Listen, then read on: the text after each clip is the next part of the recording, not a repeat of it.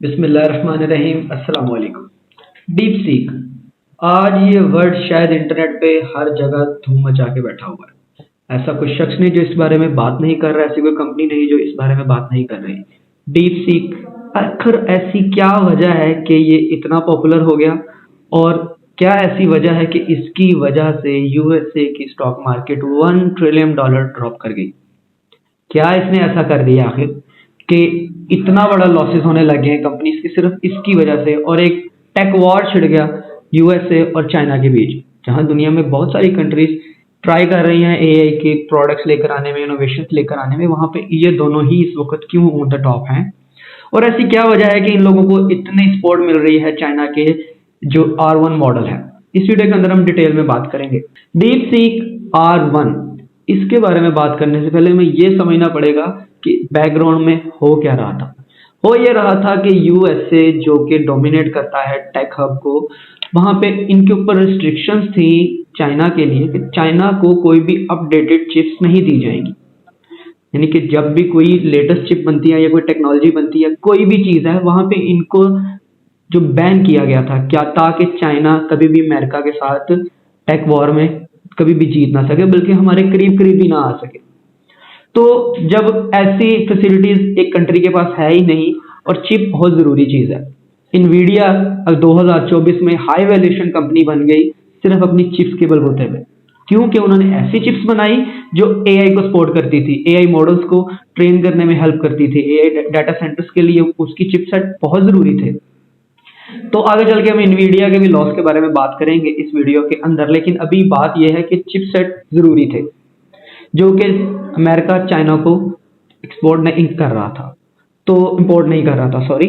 तो इस सब के बीच एक कंपनी उठती है जो कि एक स्टार्टअप था, और स्टार्टअप भी क्या, वो खुद को एक ट्रेडिंग कंपनी कहते हैं। उनके लिए एक साइड बिजनेस था, एक साइड हसल थी, एक साइड प्रोजेक्ट था R1। और बहुत से लोग कह रहे हैं कि ये 5 दिन के अंदर इतनी पॉपुलर होगी कंपनी, 5 दिन 10 दिन के अंदर। ऐसा बिल्कुल नहीं है। डीप सीक एक पुरानी कंपनी है, करीब 2 साल पुरानी कंपनी, और पहले भी वो अपना मॉडल लॉन्च कर चुके हैं। ये सिर्फ उन्होंने इसको अपडेट किया है।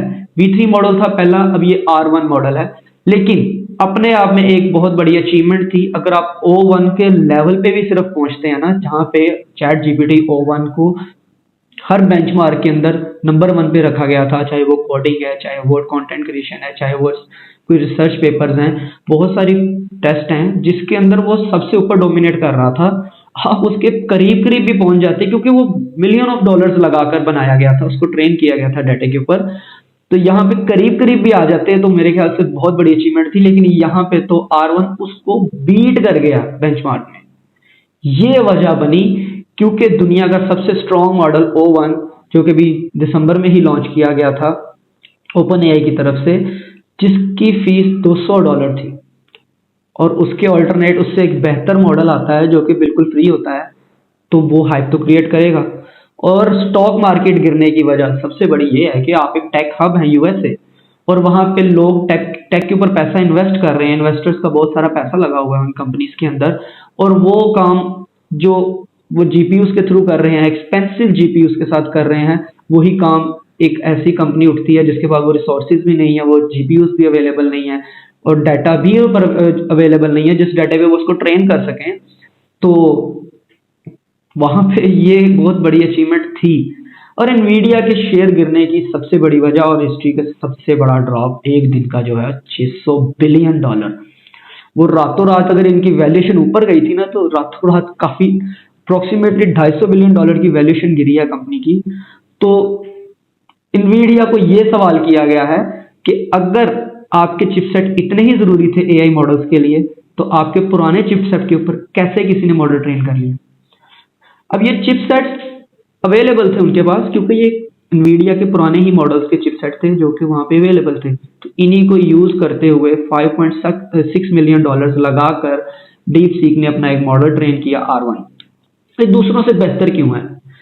दूसरों ने डाटा के ऊपर ट्रेन किया, बहुत सारा डाटा, बहुत सारी ट्रेनिंग और बहुत सारी एफर्ट के बाद और बहुत सारे फंड्स के बाद अपने मॉडल्स को ट्रेन किया। इन्होंने बीच का एक रास्ता निकाला री का, जहां पे वो रिवॉर्ड बेस्ड एजेंट को ट्रेन करते हैं, जो कि एनवायरनमेंट से ही सीखता है। एक एजेंट होता है, एक एनवायरनमेंट होता है, और वो उन्हीं चीज़ों से सीख रहा होता है। तो ये 2 महीने के अंदर सिर्फ ट्रेन किया गया है इसे, और ये अपने आप में एक इनोवेशन थी कि उन्होंने अपना model free of cost almost train कर लिया रीइंफोर्समेंट से, और लोगों के ही डाटा से लोगों को वो जवाब दे रहा है सीख सीख कर अपने रिवॉर्ड के चक्कर में।